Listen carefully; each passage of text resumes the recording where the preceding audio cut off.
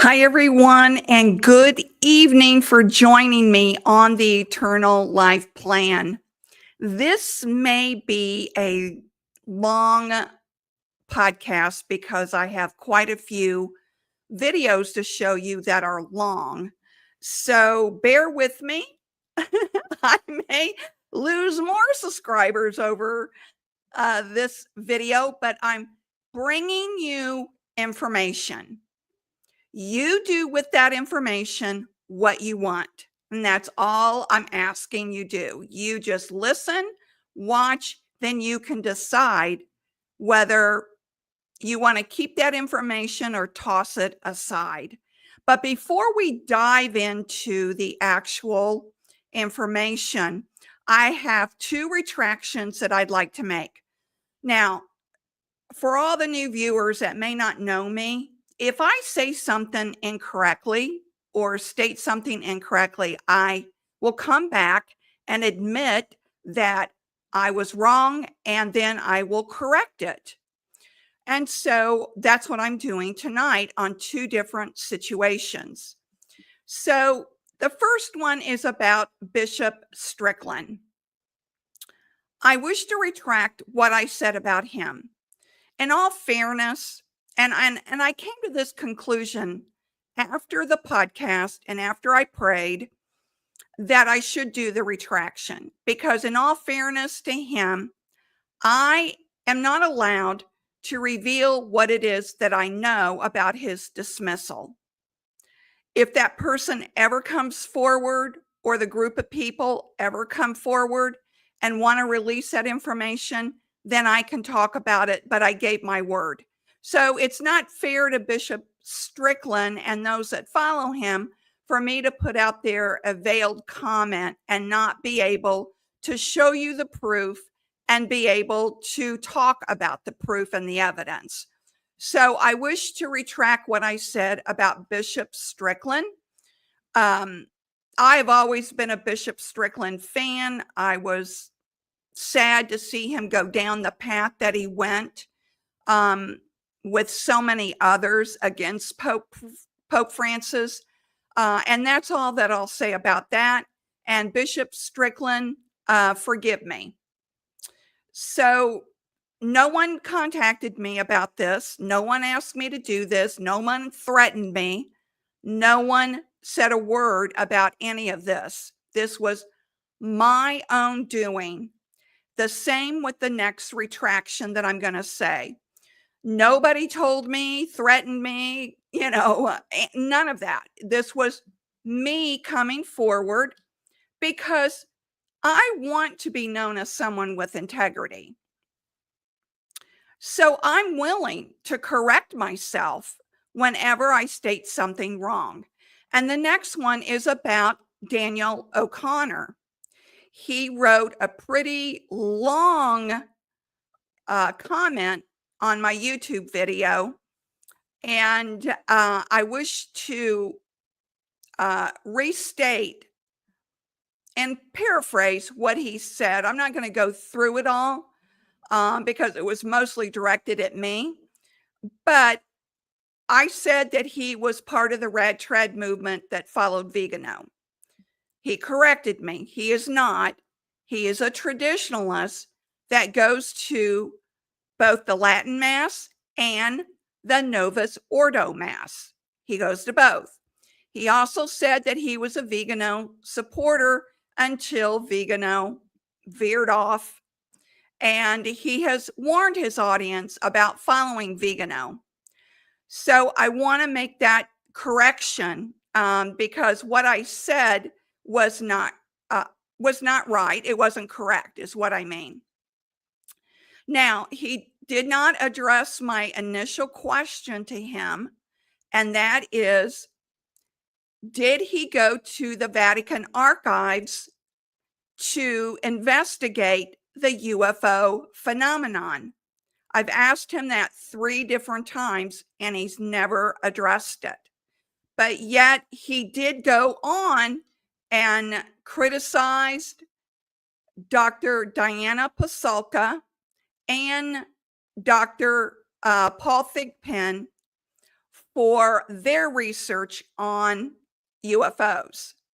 Now, if you don't know who Dr. Diana Pasulka is, it's a quick Google search. She teaches at the University of North Carolina, Wilmington, where she is a professor of religious studies.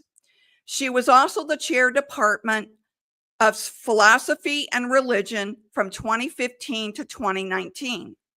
So she comes with a lot of credentials. And of course, Dr. Pasulka did go to the Vatican archives and do her research about the UFO phenomenon. So I give her much more credibility than I do Daniel O'Connor's research, because Dr. Pasulka went to the Vatican, went to the Vatican Observatory, went to a UFO crash site, went and talked to UFO experiencers. She did all of those things to well-round her research. And that's why I give her a lot of credibility. Now, I reached out to Dr. Pasulka, and this is what I asked her. So let me share that screen with you. And I said, Diana, her name's Diana Pasulka. For a point of clarification, in your many interviews with Sean Ryan and others, did you say the Vatican knows aliens exist? I realize your article doesn't refer to this, but there seems to be confusion around your statement on this too. And here's her response. And I hope you can see this. The Vatican is cautiously open about the possibilities that UFOs and ET exist. Yet there is no official dogma regarding the subject. Several people within the Vatican over the years have had the opinion that they exist, and there is a history within the tradition called the existence of other worlds. I posted about this earlier this month. It is important to remember that these individuals are expressing their opinions. My opinion at the moment is that what some people in the Vatican identify as anomalous aerial phenomenon, they interpret as sacred or supernatural, do not share the U.S. military interpretation as these objects as advanced machines. While there is no formal doctrine on UFOs, Vatican-affiliated scientists and theologians have offered serious and positive engagement with the topic, especially since the early 2000s. I did research at the Vatican Observatory Archive, where space-related manuscripts and data are held, and I learned a lot. I was also at the Vatican Apostolic Archive. Indeed, there are interesting anomalous phenomenon recorded there among miles of manuscripts that will maybe never be digitized or see publication. All right, so I wanted to bring you Dr. Pasulka's statement to me. I reached out and asked her to come on the show. I have not gotten a yes or a no yet, and I'm still going to pursue that. And someone said, why don't you have Daniel O'Connor on? Because I don't find Daniel O'Connor's argument credible. And remember, Matt Fradd uninvited Daniel O'Connor onto his show. No reason was given. I personally don't think that was fair to Daniel that no reason was given, but they did uninvite him after they had Dr. Paul Thigpen on. So I don't know what that is all about, but I will say I do put a lot of credibility on what Dr. Pasulka has said and written about, because number one, she went to all of those places, right? She saw the ancient manuscripts. She talked to the monks at the observatory. She went to a crash site. She talked to UFO experiencers. She did all of that. So that's why I put more credibility into Dr. Diana Pasulka than I do Daniel O'Connor. So, but I want to make clear that Daniel O'Connor is not a rat trad. He goes to both masses, Latin and Novus Ordo. He is not a vegano follower. So I'm relieved to learn that, to be honest with you. I'm relieved to learn that. Let's get into, oh, and by the way, I did reach out to Dr. Paul Thigpen, and I have not gotten a conclusive yes or no back from him. They are talking to him about bringing him on. So I just wanted to let you know that. And if I will look, I'm looking for another credible person that I can bring on that can talk about the opposite view of UFOs. Okay. That's what I'm looking for. All right, let's get into the topic of underground tunnels and the secret cities. In my research, there's actually been quite a bit of information that has been shared about this over the years. It just kind of flew under everybody's radar. History Channel has done shows about it. Not that you can take History Channel verbatim, because we all know they kind of skew things in order to, for audience and for viewers. So the History Channel, you got to take it with a grain of salt. But there has been a lot of research done on these underground tunnels. And Catherine Fitz, who I showed you on another video with Tucker Carlson, I'm going to run you a little clip of that too. She talked about that, and I hope you all were able to watch that on Tucker's channel. So let me get to the first video. Now I'm going to set this up. I know there's some of you that don't like Alex Jones. But Alex Jones brought on the dark journalist who has done, I think, like 15 or 20 years of research on a lot of the things that the government doesn't want us to know about. Back in the day, they would have called this guy the same thing as Alex Jones, a conspiracy theorist. But I don't know about you all, but ever since we learned during COVID that we were being lied to, a lot of these things that were supposed to be conspiracy theories have actually happened. We all know that now. So that's why I'm saying take this information, just be open-minded to it. You can decide for yourself what you want to do with it. Fair enough? Okay. And I don't usually do a podcast in a suit. But I just got off a business meeting for my business, and I didn't have time to change. So you got me in formal attire, ladies and gentlemen.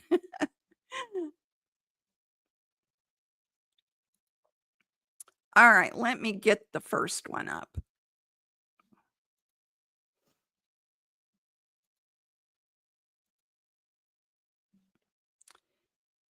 Here we go. Let me see if I can make that larger, because you don't need to see me.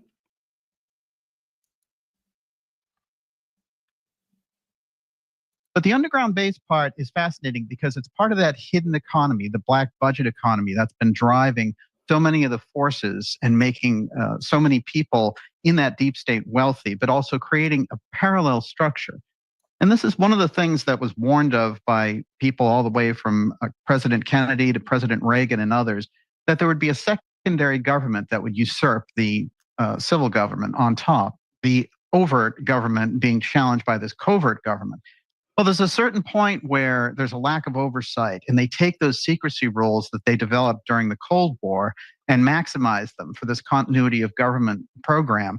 That's where you got the massive building of underground tunnel networks, and it was in tandem with Eisenhower building up the highway networks throughout America. And this is very important because when we look at how you would accomplish this kind of a thing, you need the infrastructure, you need the money. And so where does it come off? If it's not on the actual budget, it has to be coming out of the slush fund black budget. And that's where the heart of so much of this goes, because of course, so much of the money that's been missing that you referred to there at the top of the program comes directly out of the DoD, comes directly out of NASA, comes directly out of places and institutions like HUD inside the government. But the thing that doesn't have any oversight is this underground structure, and it is vast. I've actually talked to people who have been a part of it, and of course they can tell me that they can't even tell their wives and husbands about the things that they see down there. It's so super secret. But the only thing that they were able to relate to me is the vastness of it, the housing developments, the entire different world, the parallel universe that these people are living in. And of course, we had archetypes for this, Dr. Strangelove and everything else. But those people, when they get into that continuity of government mindset, they are thinking, we are the doomsday network. We're the ones who are going to survive. This is our training. If you do have a parallel government operating from underground, how do you set up something to oppose their strength at that point? And that's a battle that goes all the way back to Eisenhower when he wasn't getting regular briefings from Area 51, which is the most famous underground center. But I'll tell you, it can't be on any level now that we all know about it. So where would all of that secret infrastructure go? One of the main candidates that I've found for this is a town in Pennsylvania called Moon. And I've done a lot of shows and investigations around this. And it's quite fascinating because they were set up all the way from World War II as a lair of a secondary government being built there. And you'll find that a lot of very interesting things happen in relation to Moon Township. It's right where the Pittsburgh International Airport is and everything else. A much better candidate for underground infrastructure than what we have in Area 51, where everybody knows about it. The Russians can run their satellites over it and everything else.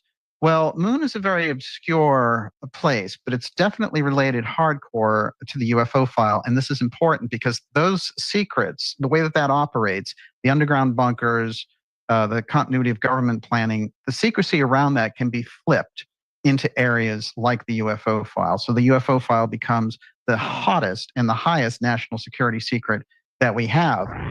The government fears Alex Jones, who has the largest audience in the country, bigger than any of the networks, the biggest megaphone in the country. The deep state hates Alex Jones.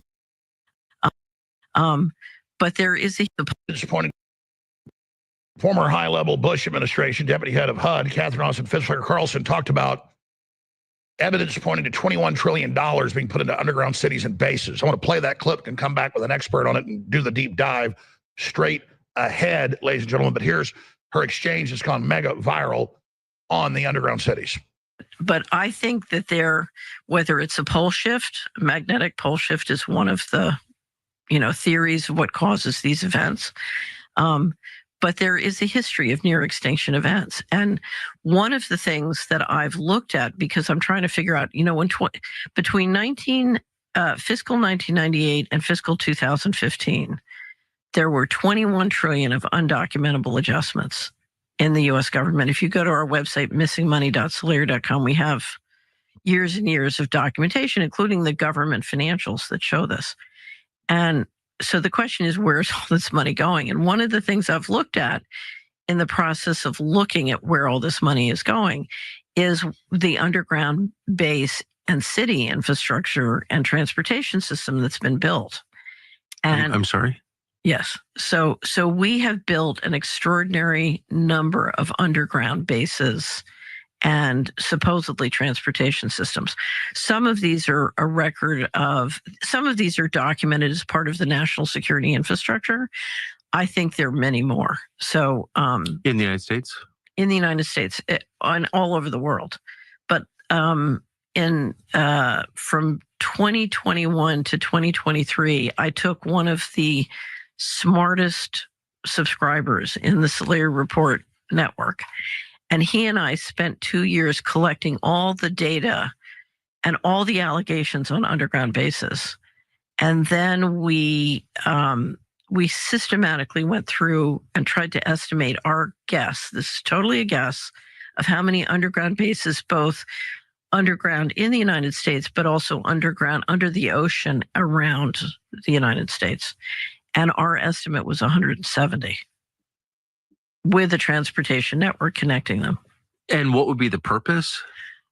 The purpose, if you thought you were going to get a near extinction event, so there, to me, there are two purposes. You have so many activities going on that you need to keep secret, that you're basically building the capacity to, for example, if you're doing a secret space program, you need to platform it from, things that can't be seen. But I think if you're worried about a near extinction event, that's. So I know nothing about this other than my only window into it. I knew a contractor who worked on one in Washington, in the city of Washington, D.C. Right. And I remember him telling me about a power box, like a transformer box on Constitution Avenue, that he told me, because he worked on it personally, was actually the exit, the egress from White House. That was kind of by vehicle. I thought that was, I was like, really? He goes, oh yeah, no, I installed it. I know. And I thought, well, that's kind of crazy that in the middle of this big city where I lived I was on Constitution Avenue every day, that you could build something like that without me knowing it. Under the VP's house at the Naval Observatory, same thing. I think most people know that. Next to my brother's house on Macomb Street in DC. So also, but I always thought that was like preparation for nuclear war. Like, I didn't really think about it that much. Some of it is, yeah. It's preparation for catastrophe. So, but you think that there are facilities like that in other places outside DC? Oh, yeah. So if you're interested, we have a great interview. I did an interview of Richard Dolan on underground bases on the Solari Report, and it's sort of an introduction to the topic, and it's based on a lot of the research of a guy named Richard Sauter, who is very hard to interview. So Richard kind of went through all the material, and clearly it's. I don't know if you ever saw, Washington Post did a project, it was in 2010 or 12, called Top Secret America. And one of the reporters, it was a team of 2 reporters, one of them put together a database of all the different top secret installations that had been built in the country, including since the Patriot Act. And what you saw was just this explosion of money and building so many, both underground and above ground facilities. All right, we'll be back and lay out the best information we know on this. And military command bases. But we know that they have secretive connections, pieces that have come out, to underground transportation systems around the country. And I've talked to sources, high level, low level, you name it, that have been compartmentalized, that did work on huge complexes under the Denver International Airport that connects out to the main nuke command base just down the road, Colorado Springs. And then I know people that worked on it, and it was the SAC command base, the alternate base. Bergstrom International Airport was previously the B-52 wing with the nuclear weapons. And they stored them in a big bunker under it, and railways out to Fort Hood and under some of the smaller mountains out there. And so pieces of this have all come out.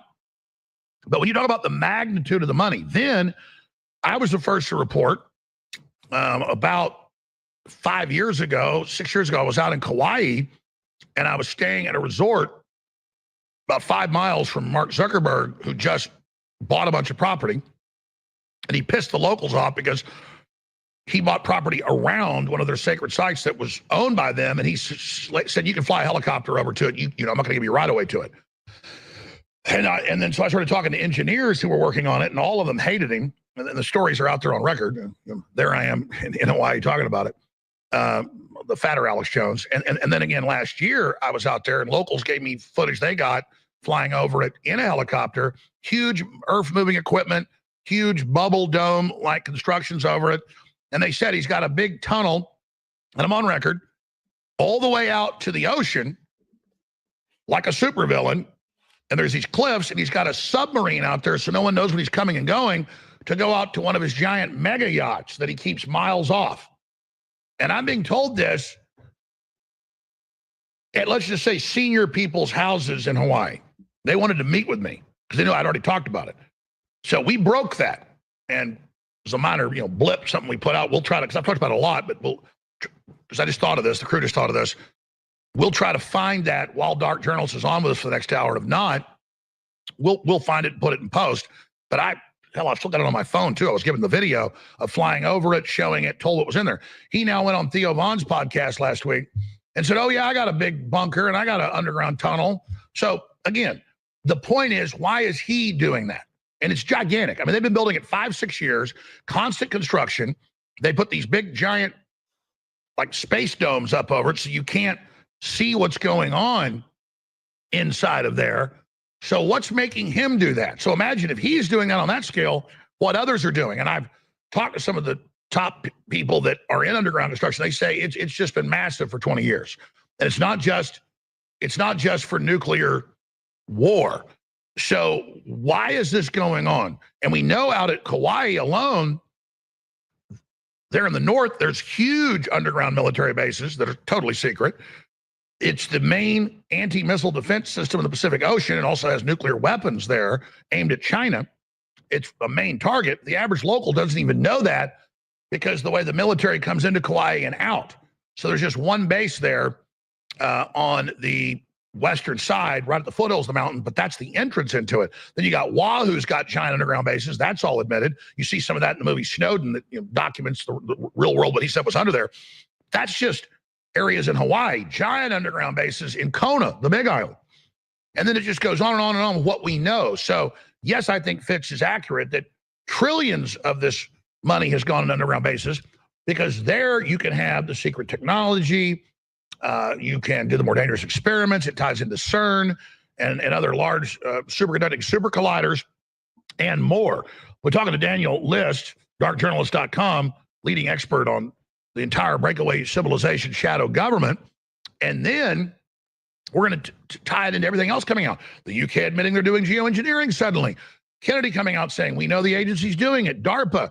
So as we learn more and more, and as the public learns more about shadow government, and as even Congress does, that's been growing in this national security labyrinth since 1947, this is really the ultimate awakening. And the ultimate class system is the scientific mad scientist death cult elite, taking our money, our resources, our developments, our innovations, and keeping what they want for them, life extension, you name it, and then giving us technology that's for control. Now, that's a basic gestalt of that, but let's go to this clip of Zuckerberg, and we'll go to Daniel List. I don't even know what I would have. I would have an underground tunnel, even that it came right back up next to where it started. I do have an underground tunnel. Do you really? Yeah. Yeah.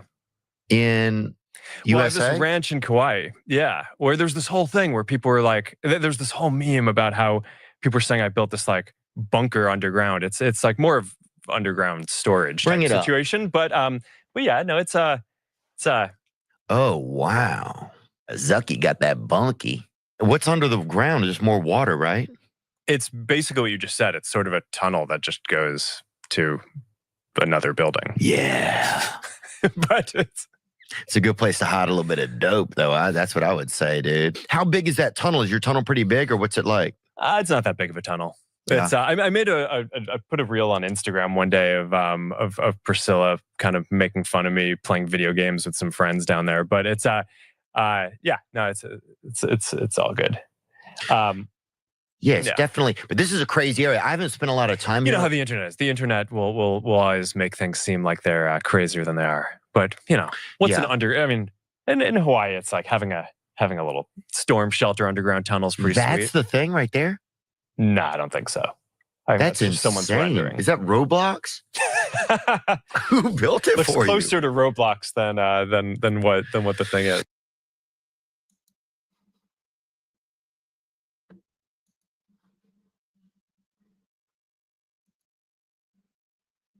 Okay, everyone. That gives you a little bit of what Alex Jones was talking about with dark journalist on the underground tunnels. As far as Mark Zuckerberg, he isn't going to admit publicly what those bunkers are for. He's going to downplay it. Just like so many times, Elon Musk has been asked, are there aliens? And he always says no. Think about that. And think about why the Vatican has been somewhat reserved in talking about aliens. It's because they can't. That's why. Pope Leo the 14th needs to come out and talk about it. President Trump needs to come out and talk about it. And that's the only way we're going to get the real truth. Because Elon Musk, he's in Trump's camp. He isn't going to go against the boss. He's going to toe the line and say, no, there aren't any aliens. Just like Mark Zuckerberg, he isn't going to tell everybody. I mean, that big screen auditorium tunnel is just a little storage area where he plays video games with his buddies. So I'm not buying that, Mark. So you have to keep this in context that these people are not going to admit publicly what they're doing or what they've seen. It's all us little people that have had experiences like Chris Bledsoe, like the research that Dr. Pasulka has done, where she's gone and talked. And by the way, Dr. Pasulka is a Catholic. She converted to Catholicism. So she's a Catholic. But it's going to take President Trump, world leaders, the Vatican, Pope Leo to come out and confirm that there are aliens. That's what it's going to have to take. Nobody else is going to admit that, and because it's too big of a world event to announce that. A lot of Catholics believe that if there's aliens, then let me back up and say this. Many Catholics believe that aliens are demons. And you're going to hear in another video by someone that this is not true. Many Catholics believe that if there are aliens, and not just Catholics, but religious leaders believe if there's this big announcement that there's aliens, then there goes everybody's religious beliefs. Frankly, I don't understand that. I lean towards that there are aliens. They're another creature of God. That's what I lean towards. And I wish they would come out and just tell us. But that doesn't take me away from my faith. That takes me towards my faith, right? So I don't understand that whole fear of there goes religion if there's aliens. I played you that video of Father Mike Schmidt, who said, there is a possibility. He believes, he said he didn't know, just like I don't really know, but I'm leaning towards that there are. And I'm not leaning towards that they're all demons. I'm not. If you're not religious and you have a bad experience with something, you don't label it demonic. Yet, and I'm just not blaming this on Catholics, Christians too, I should say non-Catholics do this too, that if they don't understand something spiritually or they've never experienced it themselves, then it must be demonic, which is what Daniel O'Connor was trying to point out to me that these experiences I have, I should believe my priest that they're demonic. They were not demonic, everyone. And I've heard from a bunch of people that have emailed me and talked about their spiritual experiences.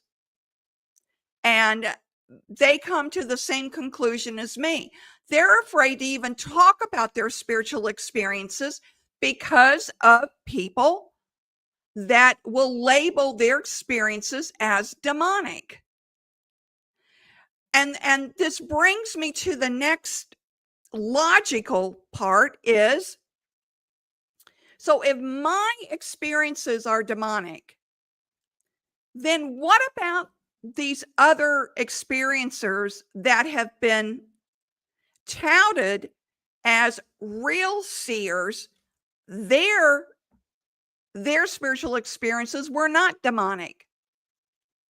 Who decided that? Yes, they take it to their bishop. I've never taken mine as far as the bishop because I was told that they were demonic.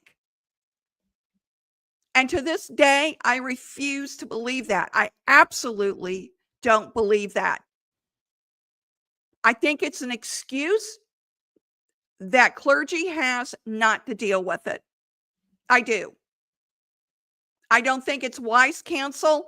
I mean, what I got was, well, it was either your imagination or it's demonic. That's exactly what I was told.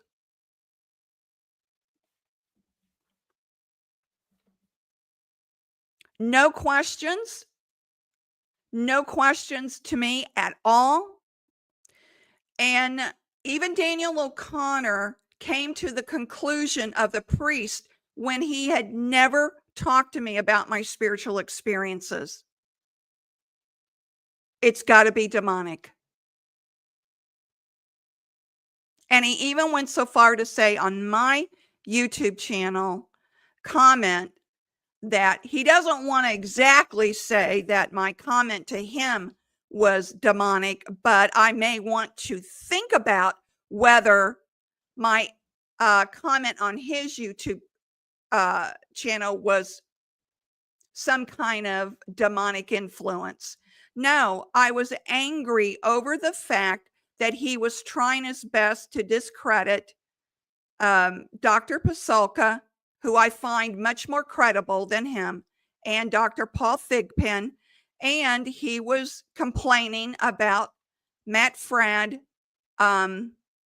uninviting him on Matt's podcast.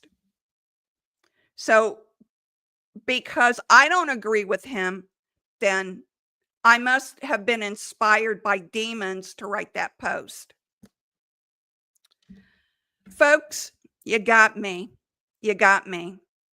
Not everything is demon inspired.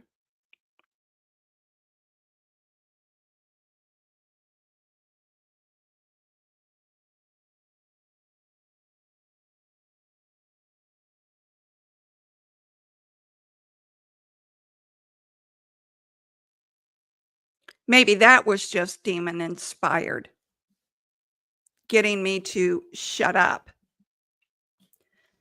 So sorry about that blip there. Now, my mouse, this is a very, I've talked to my son about this mouse. Where my hand fits, if I hit that one little side control, it takes me back. And that's what just happened. All righty. So let's go to the next one. Now,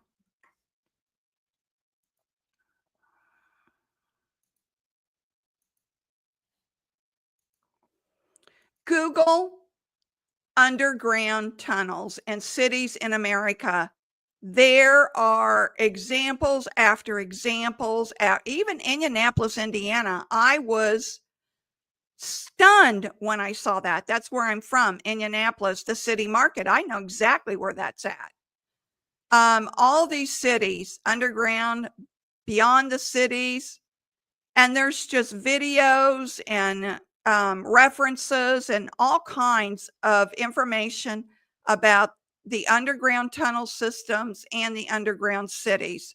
So you might want to take a look at that. Sometimes just Google it and go through it. All right. Now I'm going to take you to another video. And this video, I just want to set it up for you. Okay.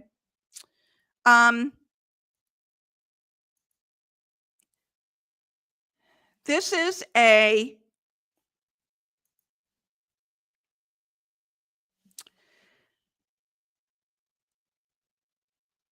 is a platform that I have subscribed to. And I did it so I can show you this video.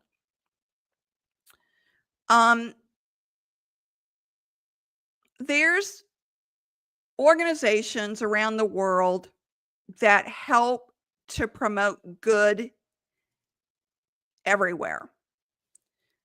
This particular organization is called TLS, the Light System. They're a secret organization, and they work with spiritual forces, not demons, angels, aliens, to help promote good in the world, to help save children is one of their missions. This man, as you see, that's hooded, is the one that I was telling you about on another video, where he does not reveal his name. And he said that in one of the beginning videos that he's easily recognizable throughout the world. He's a prominent businessman that is easily recognizable throughout the world. So he doesn't reveal himself in this interview because he doesn't want to put his family in harm's way or himself in harm's way. He is an agent for the Light System, TLS, the Light System, and he does missions for them throughout the world. In this video, he talks about the underground tunnels. He talks about the children. So I want to prepare you that this is kind of disturbing. It's not the video that goes into graphic details about the children, but this in itself is enough for you to get the gist of what's going on. Again, you do with the information what you want. The person that is sponsoring this is named Jason Shurka. Jason Shurka works very closely with James O'Keefe, who used to be with Project Veritas. He also is in business with Tony Robbins as well. He's very well known in the business world, but he has now made it his mission to work for the Light System, and he is doing his best to get the word out to the world about the work that they're doing to help humanity. And they work with angels, they work with aliens, they work with God. So it's a spiritual based organization.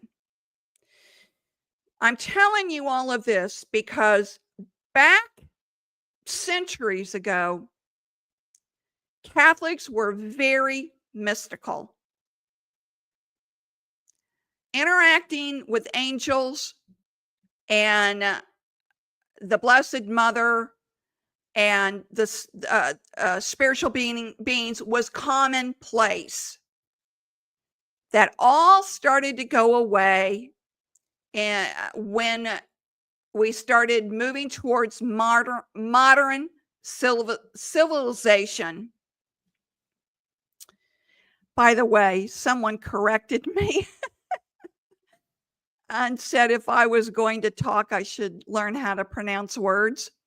But as you all know, as I've said many times, I have trouble pronouncing certain words because of my speech impediment, which is exasperated by the lisp that I have. So I apologize if I don't speak perfectly.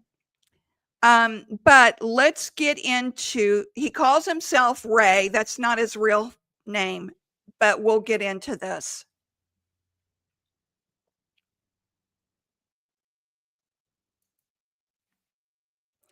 By the way, this is a long video. It's about 15 minutes long.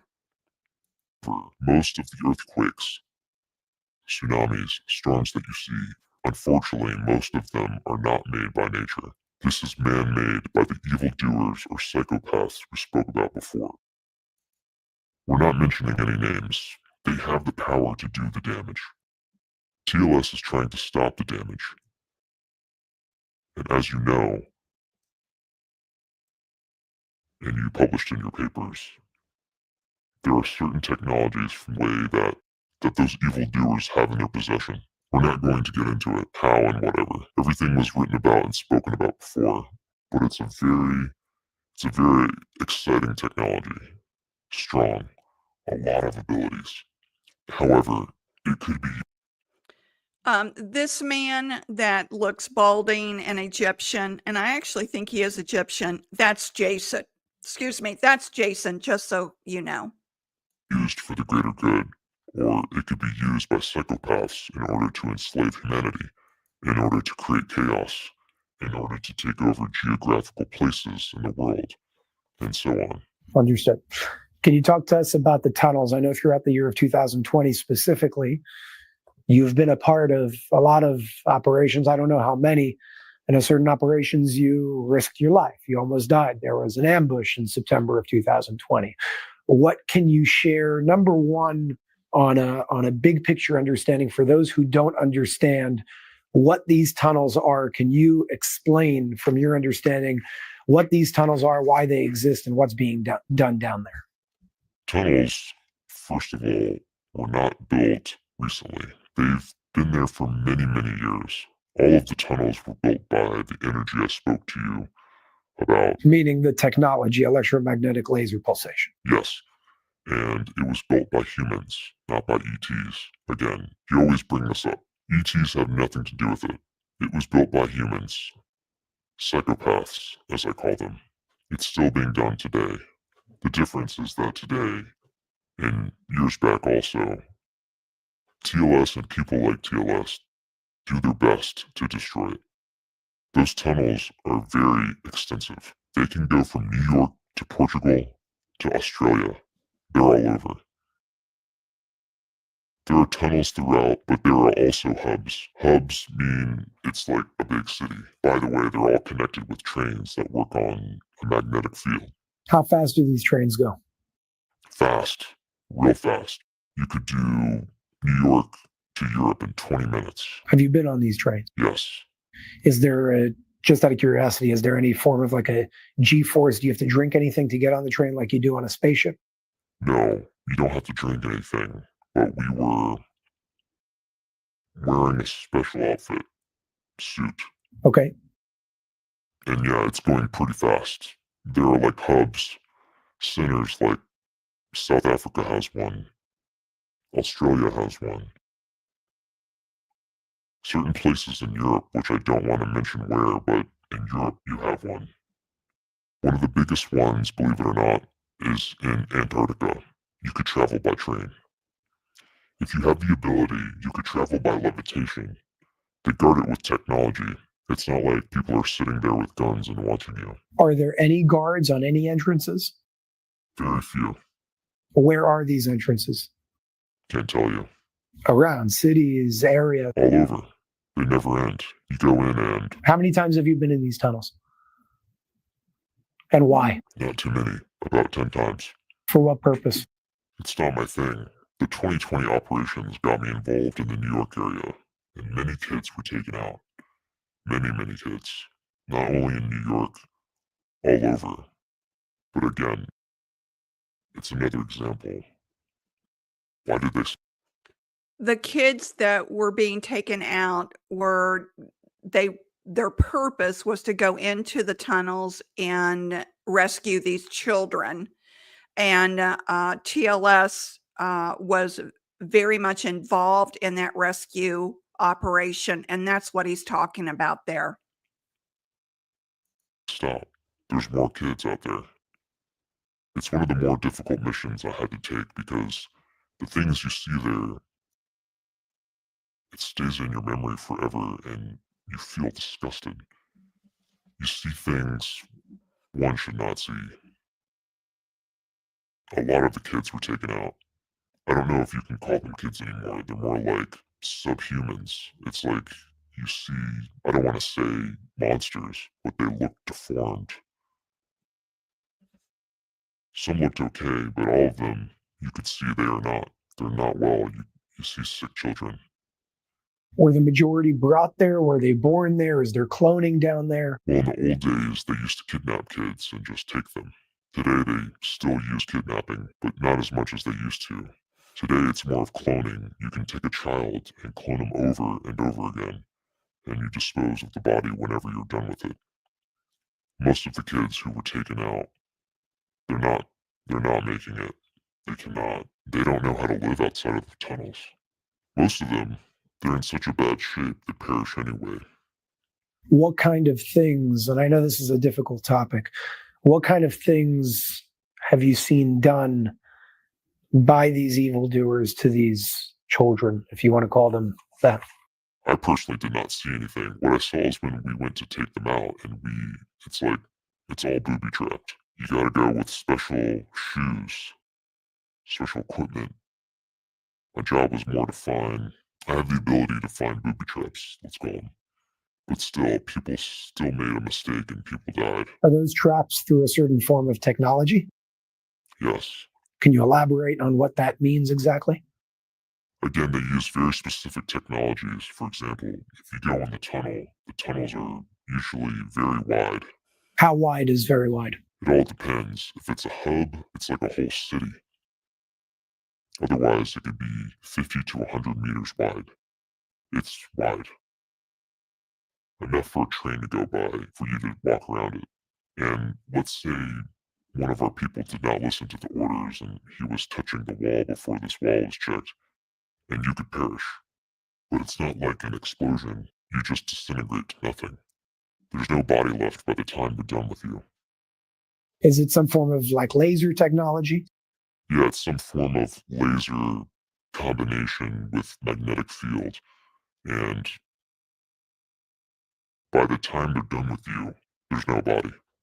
How are you able to detect what's where in terms of the traps?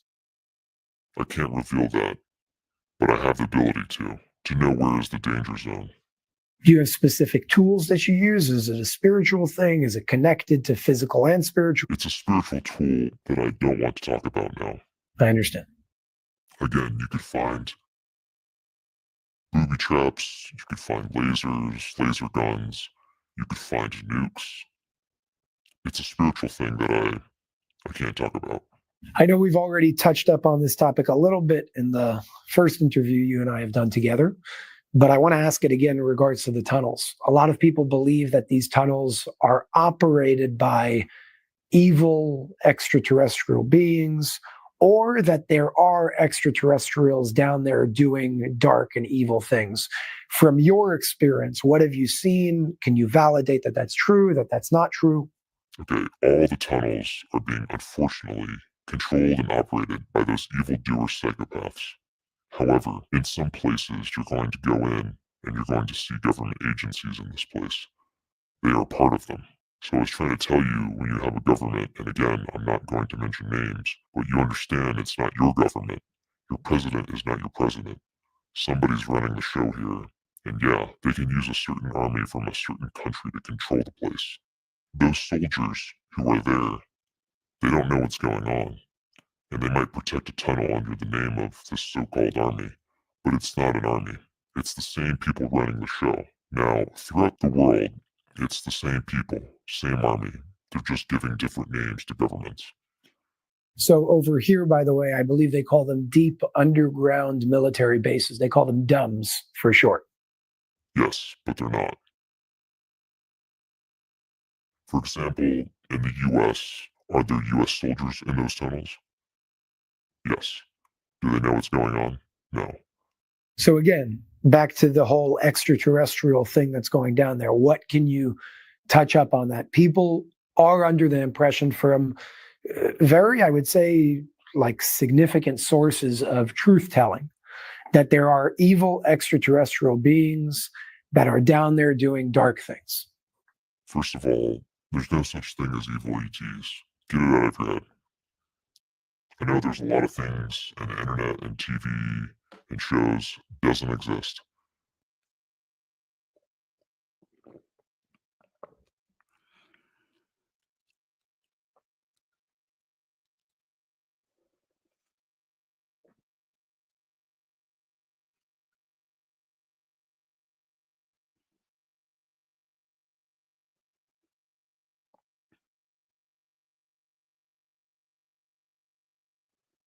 They're affiliated with people like TLS and they're doing some work. Yes. For example, one of the missions I was in, you remember I told you about Kevin. Kevin is an ET. Well, last interview, you never said his name. So No, okay. Now I can say his name. Today, his name is Kevin. explain who Kevin is for anybody who doesn't understand. Kevin is a former ET. He's still an ET, but today his name is Kevin. His name was changed, obviously. He goes by the name Kevin. He lives here in New York. He's part of TLS, and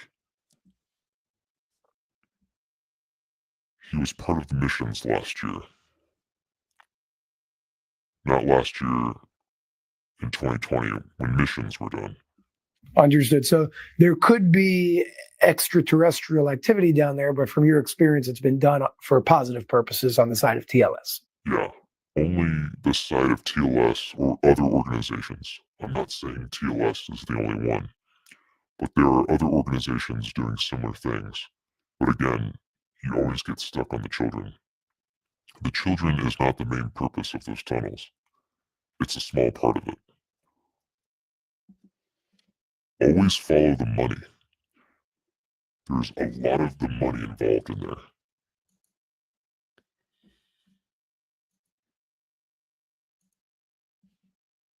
Okay. Have I lost you all?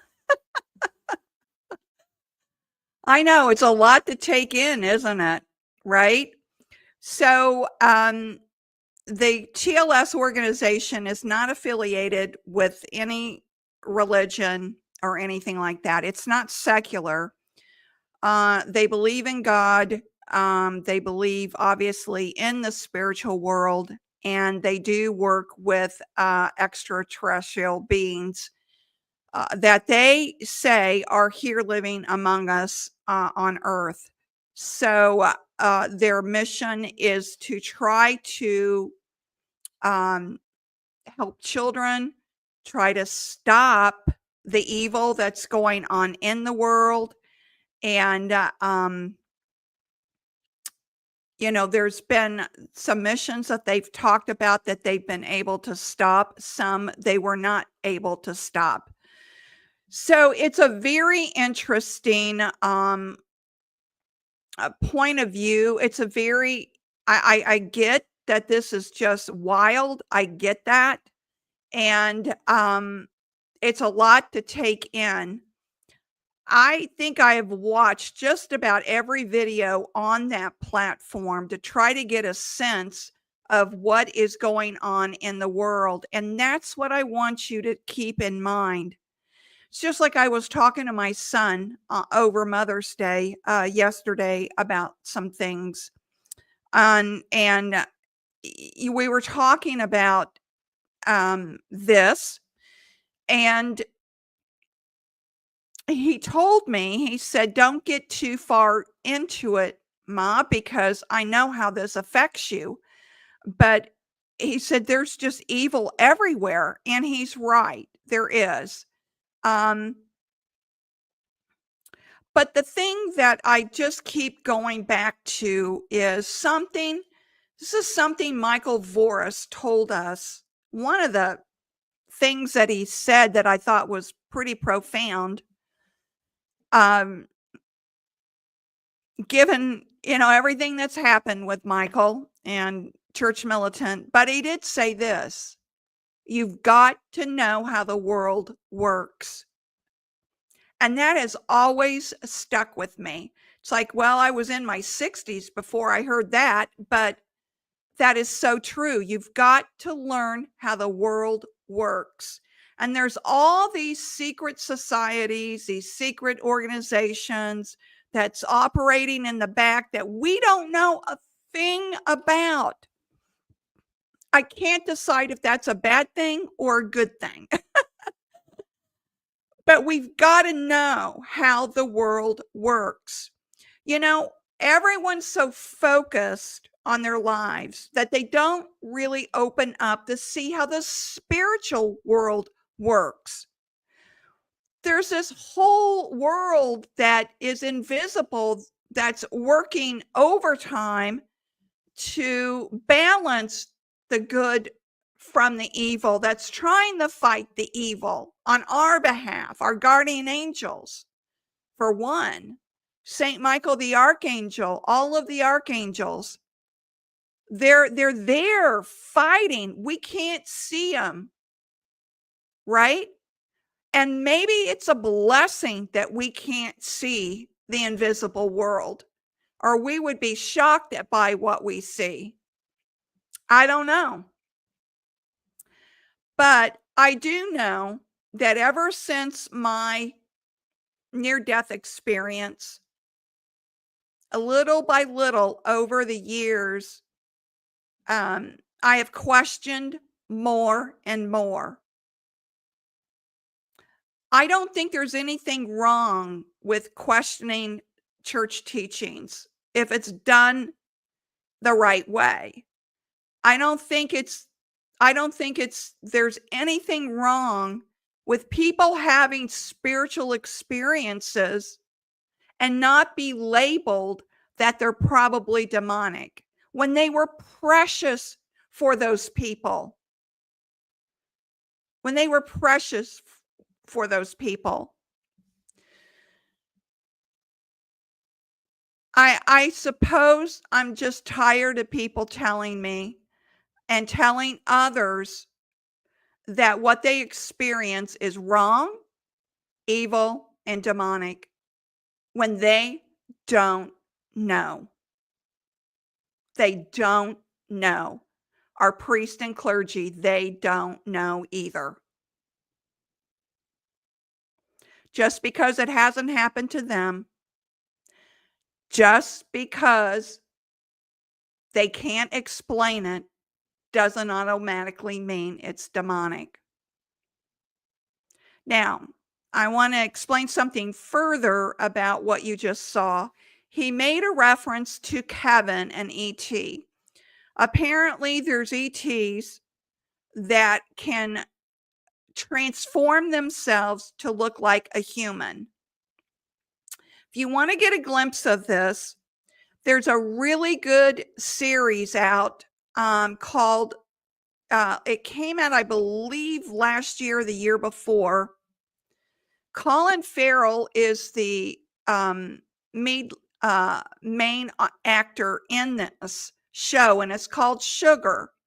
And he's an investigator, and he tries to stop, evil happening. That's what his goal is. His mission is to try to stop a murder from happening, trying to stop evil from happening. And he poses as a detective. Well, at the very end of the series, you get a glimpse of who he really is.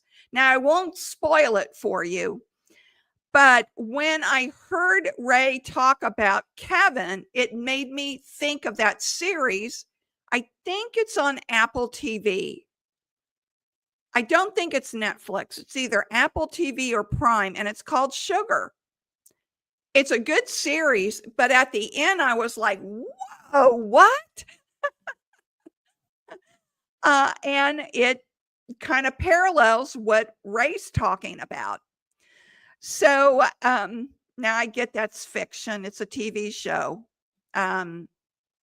But maybe it's closer to the truth than we know. So I'll get to your comments now.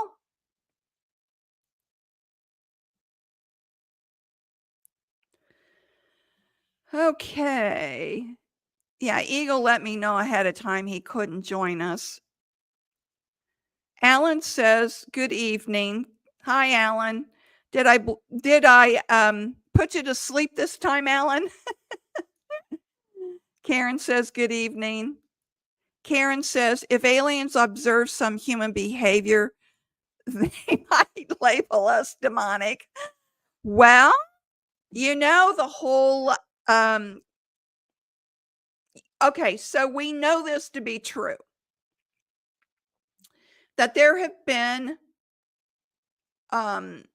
aliens sighted around nuclear power plants, nuclear military facilities as well.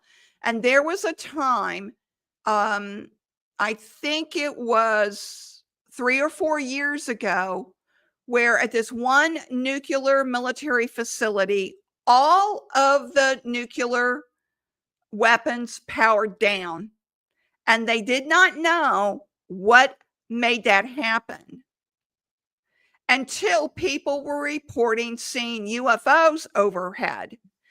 And then just as they powered down, as the UFOs took off, they powered back up again. It was almost a message about, look at what we can do. We'll shut you down if you try your nuclear wars. So, yeah, I think aliens are real afraid of what we'll do to ourselves, Karen. I think that's true. Vix Tex. Happy Mother's Day, a little bit late. Happy Mother's Day to you too. Karen says, many saints who had spiritual experiences were doubted. Saint Bernadette at Lourdes, the children at Fatima, for example. Exactly. And,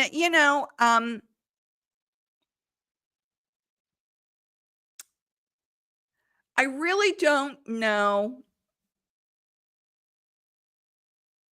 I really don't know what the intention is to have never talked to me about my spiritual experiences, and yet go out and say that because my experiences are different from what someone else believes, I must be the one that had the demonic experience. I don't understand that mentality. I don't.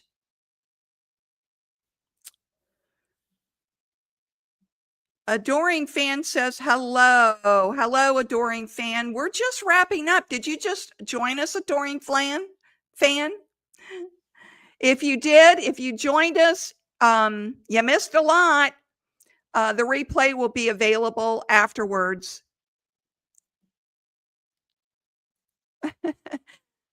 Is church completely bankrupt and finished? I don't think so. I don't know, you guys. I'm kind of being obsessed about Pope Leo the 14th. I really, really like him. I really do. I forget which priest it is that said, don't be so quick to believe every quote that's being put out on X about, what Pope Leo said as a cardinal or a bishop, because a lot of it is wrong. And I find that to be true too. Oh, you meant Church Militant is completely bankrupt and finished. Yeah. I don't know if you knew that, but I did work for them for a short time. Adoring Fan. So, yep. Alan says, in my experience, people who discounted my experience are just trying to control me. It was a form of cancellation. Exactly. Exactly, Alan. That's a good way of putting it. Just a form of cancellation. Yep. Anne Marie says, thank you, Christine, for being an honest person. It's very refreshing. Thank you, Anne. I really, really appreciate you. If I get it wrong, I come back and tell you I got it wrong. And that's what I try to do. So thank you for that. Adoring fan says, yes, I'm watching your streams. Okay, but this is the first time I've heard from you, adoring fan. Is that right?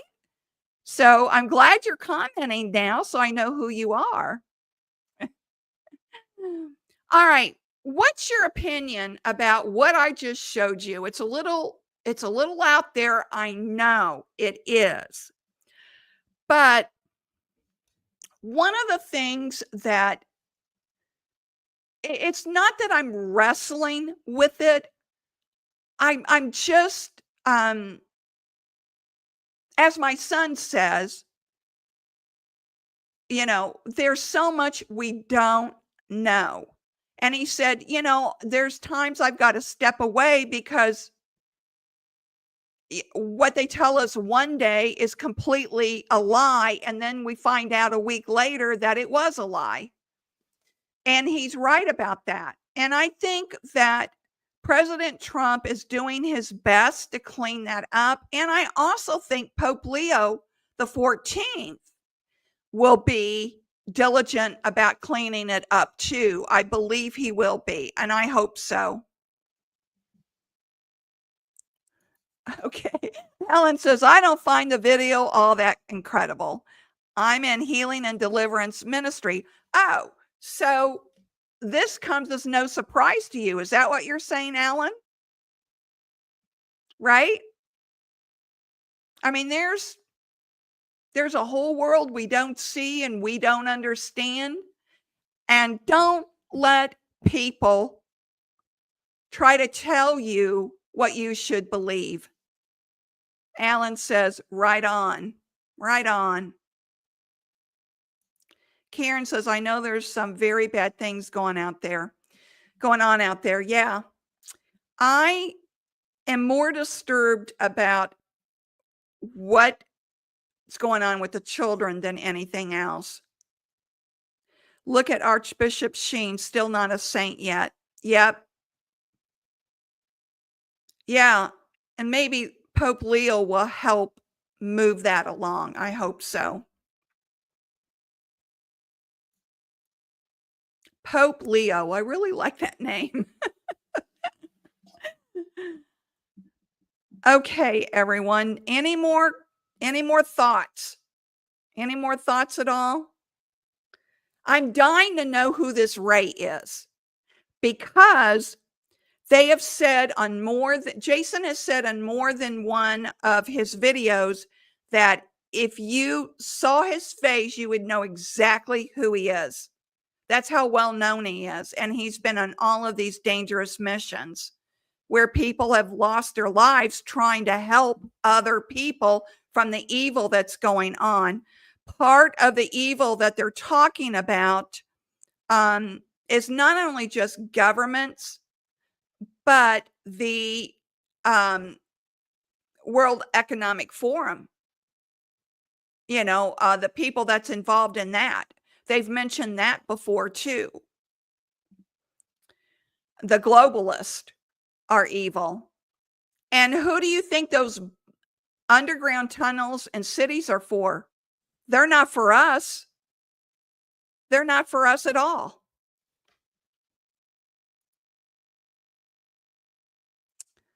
Bishop Sheen is with us. Yes, he is. I don't know how old you are, Victex, but I grew up watching Bishop Sheen on TV.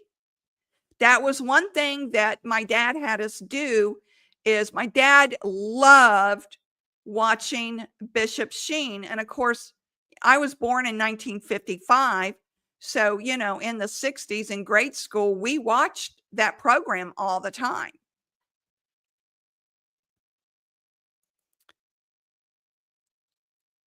Leo equals lion. Yes. Yes.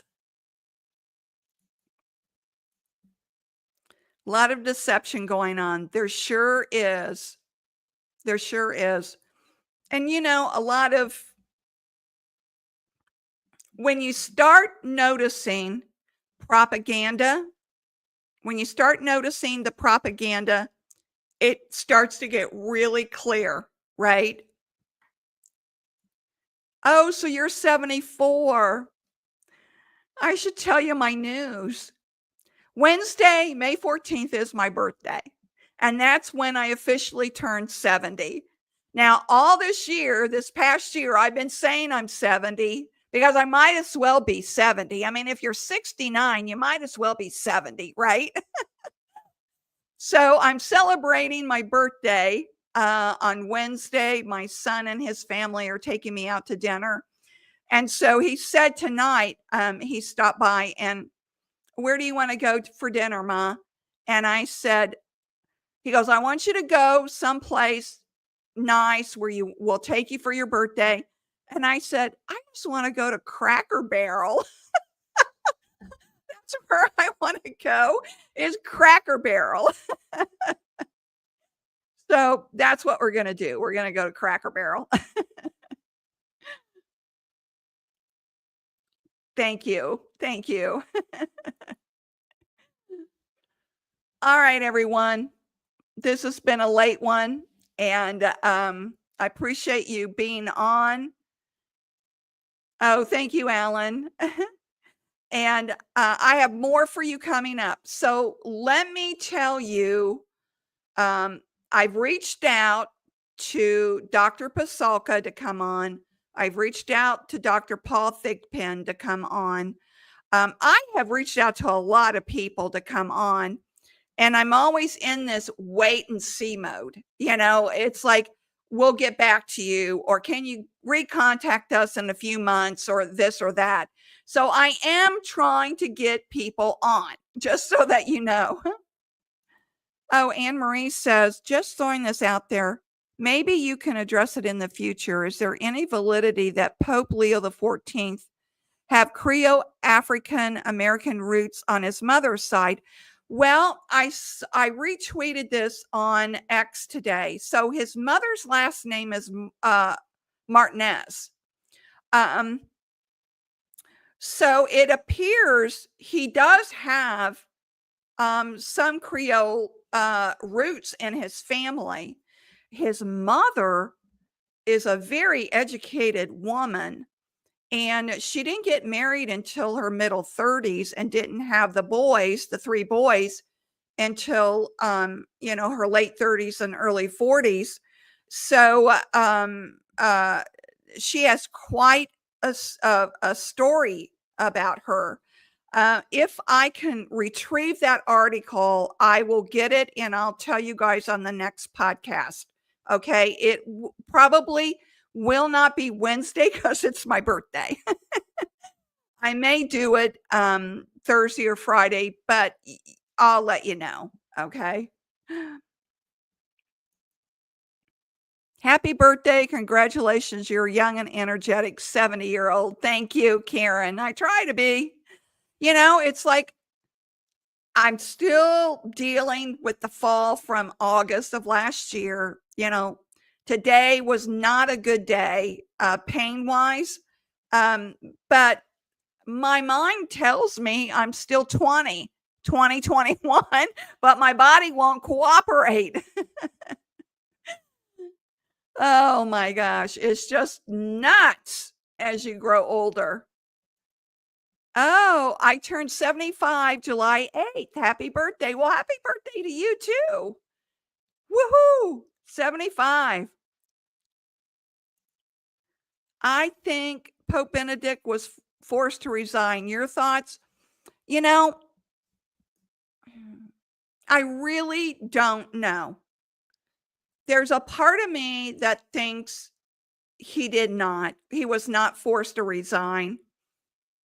there's a part of me that thinks that he was just very, very tired. I mean, think about this, everybody. And I was thinking about this morning when I woke up this morning. I'm thinking about Pope Leo, and I'm thinking, oh my gosh, the weight on that man's shoulders. We've got the sex abuse that's still going on in the church. We've got the financial, I mean, I guess the Vatican is on the verge of bankruptcy. It's so bad. So he's got the financial situation that he's got to fix. He's got to fix it. Those two right there would be enough for me not to want to get up in the morning. But that man has a weight on his shoulders. And so my thought about Pope Benedict, I'll be honest, Adoring Fan, I have never done any research on that at all. None of it at all. Now, there is a podcast I did with Stephen O'Reilly on my channel, and he is under the belief, and he's done a lot of research on this. He's under the belief that Pope Benedict did not resign. It's a very long interview that I did with Stephen, and he goes through his thought process. I just wonder if Pope Benedict was in frail health anyhow, if he was just tired and just couldn't do it anymore. I'm a little more leaning towards that he just felt like maybe someone younger with more energy could do a better job. And if that is true, what a humble way to view the papacy, right? And to all the scandals that went around about him because of him resigning. So that's my thoughts, Adoring Fan. Anne Marie says, happy birthday. I love your show. Thank you so much. I really appreciate you. Adoring Fan, I think so too. I saw some interesting YouTubes on Pope Benedict's resignation in regards to canon law. Yeah. But if he wanted to resign because he was tired, they might have made a path for him to do that too. Not in a nefarious way, but to be able to let him resign with dignity. Catherine says, great program, Christine. I enjoyed watching, and there is more truth in what you are saying. I have read God has given each of us a special gift, and I believe you have been gifted. Aw, thank you, Catherine. I really appreciate that. I really do.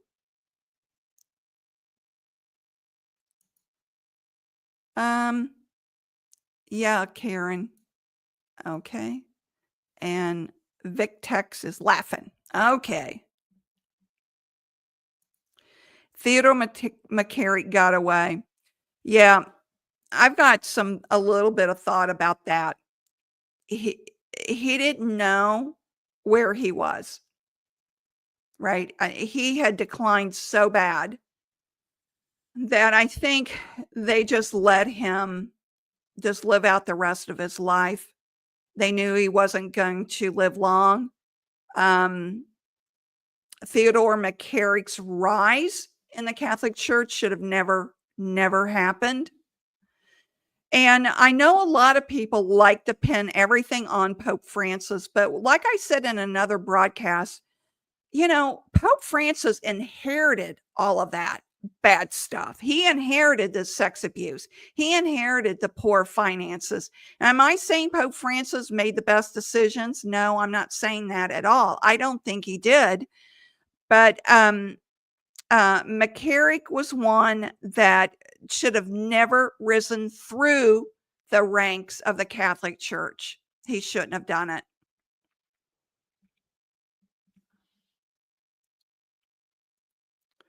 Pope Francis lasted as long as Pope Benedict.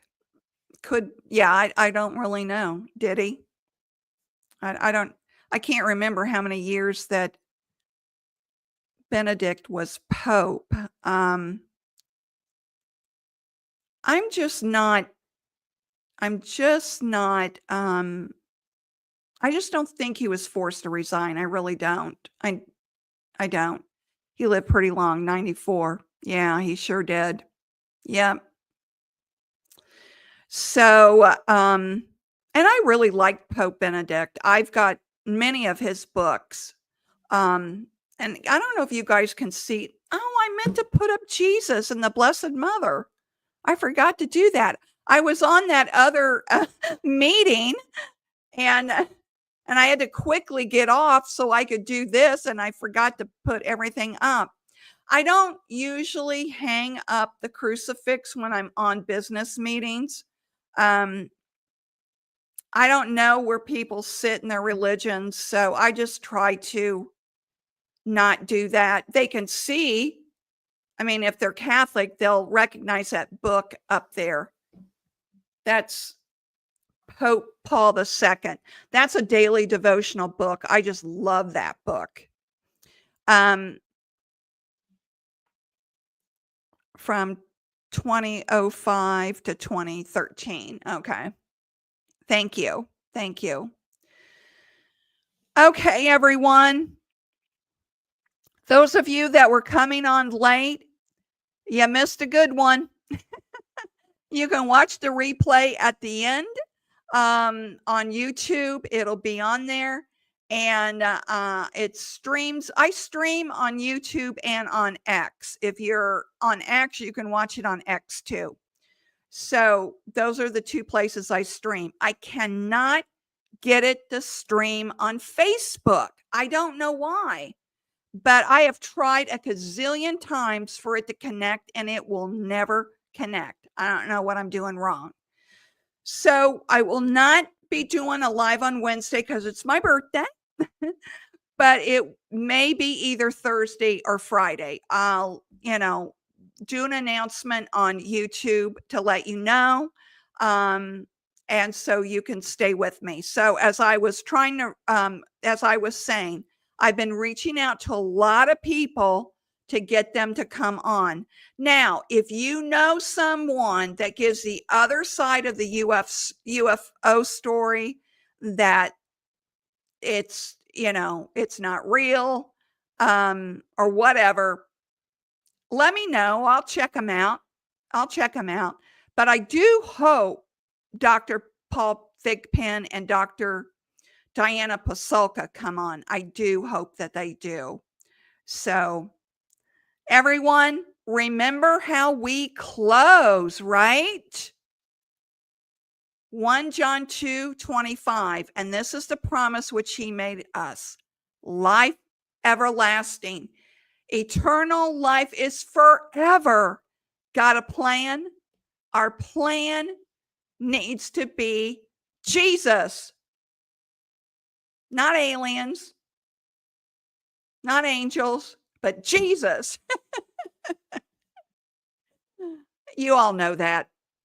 I'm not telling you anything new, but that doesn't mean aliens don't exist.